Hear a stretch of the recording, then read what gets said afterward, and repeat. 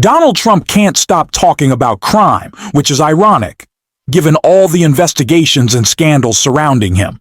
He thinks this non-stop fear-mongering makes him look strong, that sending his enforcers into cities like D.C. proves he's a tough guy. But it doesn't. It just exposes how weak and desperate he really is. And that weakness was on full display when Trump delivered a bizarre rant at a prayer breakfast earlier today. The crowd's reaction was stunned silence as he slurred his way through remarks that were completely unhinged.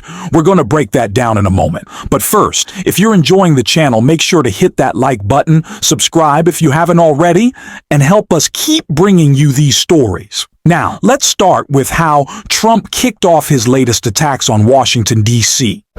We're waiting for a call from Chicago. We'll fix Chicago. And again, D.C. is right now so safe you can go out. Friends of mine called, one in particular, he's been in D.C. for a long time. And he said, I haven't gone out in 4 years for dinner with my wife. The restaurants were all closing because people were afraid, even if they were in the restaurant, it didn't matter. They were held up. You know, guys would walk in with guns into a restaurant. And that's over. It's not happening. It's now safe. And this man said, I've gone out to dinner in the last week and a half 4 times. And I am so safe. My wife could meet me at the restaurant. She could walk by herself. There is zero threat. The National Guard working with the police, working with the mayor. The mayor has, you know, that's not her ideology. And now I think it maybe is her ideology.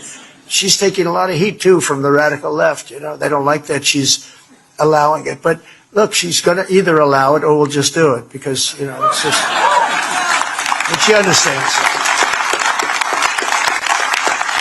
She understands that. But I can tell you the people. Donald Trump has made it clear he doesn't care about the law, about real solutions to community safety, or about what actually works. What he wants is control. Plain and simple. And whenever he talks about crime, notice who he's really talking about, his wealthy friends. Friends who apparently think going out to dinner is dangerous despite always being surrounded by security. Meanwhile, the people actually being intimidated are regular citizens, the ones confronted by Trump's heavy-handed tactics, his enforcers pulling people from their communities with no explanation.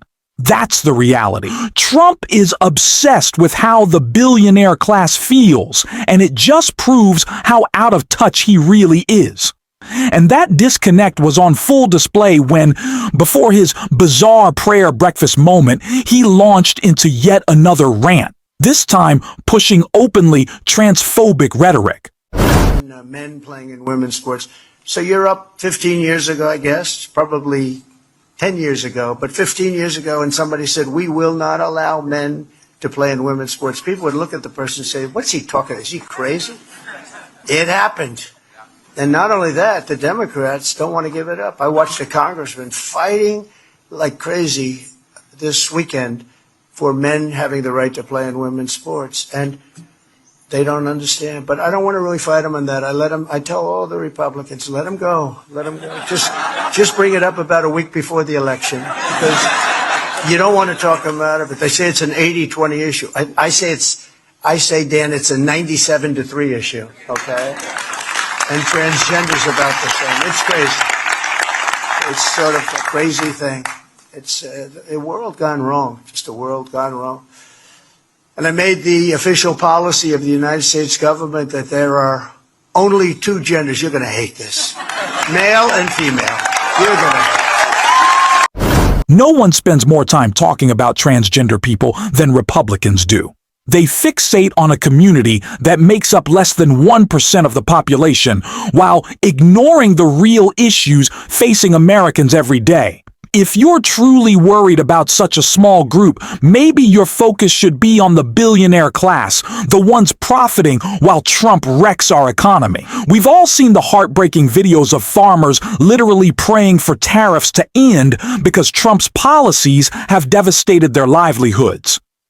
They can't sell their crops abroad. They're losing income. And yet, this is the man many of them voted for. And of course, Trump doesn't care. He just wants to look tough. That's why when he shifted back to his favorite fear-mongering about crime, he made a bizarre comment about domestic violence that left the prayer breakfast crowd in stunned silence. It's more than 87%. Virtually nothing.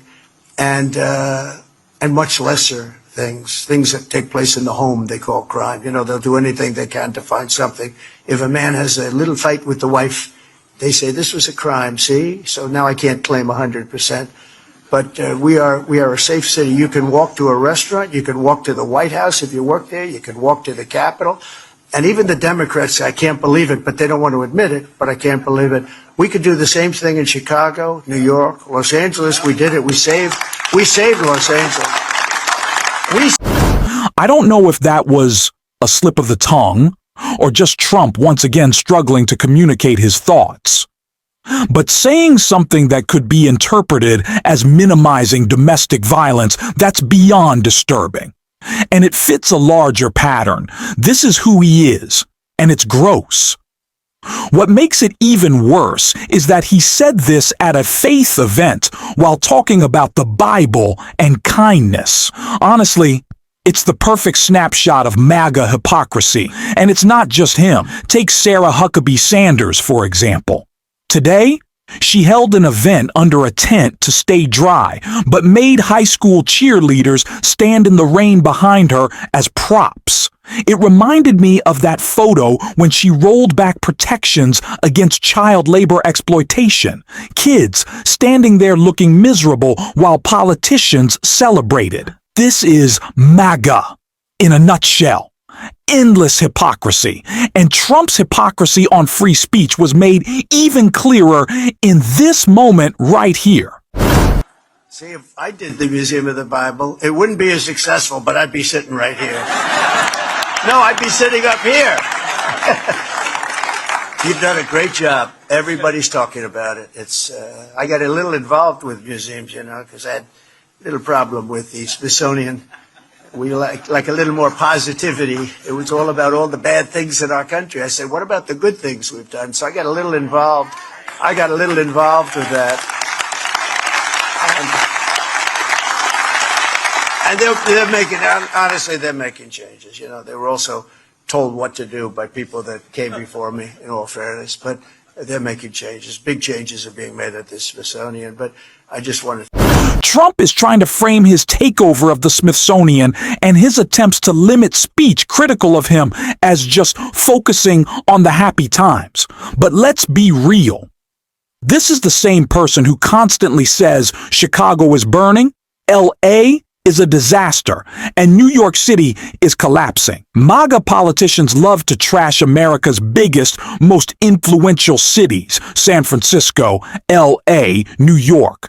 The jewels of this country. But the moment you bring up statistics about states they call real America, suddenly it's off limits. For example, Oklahoma ranks near the bottom in literacy. Point that out, and suddenly you're attacking real America. Here's the truth. More people live in Los Angeles County alone than in most U.S. states combined. These places drive culture, the economy, and innovation. The double standard is exhausting. They want to label blue states as failures while pretending their own problems don't exist. And Trump? He doesn't even know what he's talking about when he rants about cities like Chicago. And, you know, when you have horrible killings, you have to take horrible actions. And the actions that we take are nothing. Cashless bail started a wave in our country where a killer kills somebody and is out on the street by the afternoon. In many cases, going out and killing again. Cashless bail, and you try and reason with people like in Chicago with the governor and the mayor. You try and reason with them, and it's like you're talking to a wall. It's just I assume it's just a political ideology. They're not stupid people. Must be an ideology that's just buried in their head and you can't do a damn thing about it. And we'd love to go into Chicago and straighten it out. You know, Washington, D.C., you'll be happy to know, is a free and safe zone. It's so safe right now. I'm just so tired of this false narrative. We're talking about one of the most incredible cities in America, a place we should be proud of.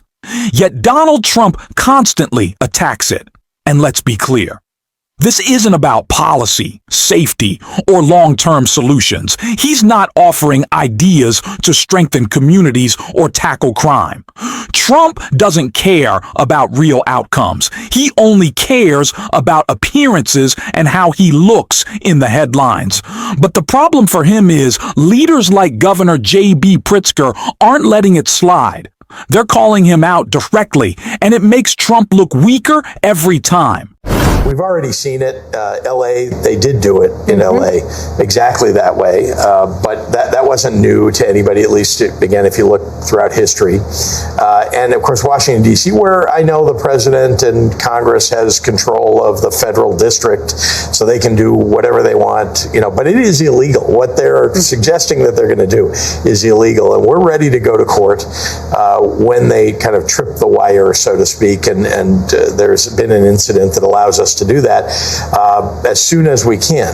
And so that's all we have, though. Remember, if the courts don't rule,